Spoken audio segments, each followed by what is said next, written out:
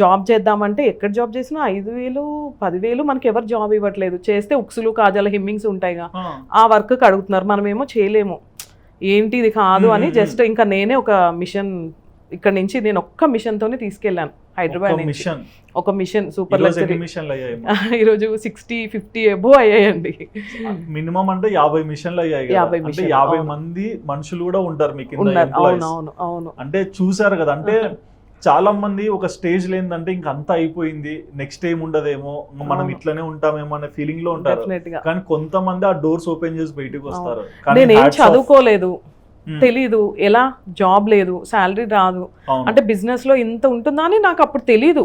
అసలు మీకు ఒక ఎంతసేపు నా 4 వాల్స్ సంసారము ఎట్లా సెట్ చేసుకోవాలి అంతే. నేను అక్కడికి వెళ్ళాక ఈవెన్ నా హస్బెండ్ గానీ వెళ్ళిపోయాక పిల్లలు ఎలా ఉన్నారు, అట్లీస్ట్ మరి నేను ఉన్నానా లేదా తెలియాలి కదా.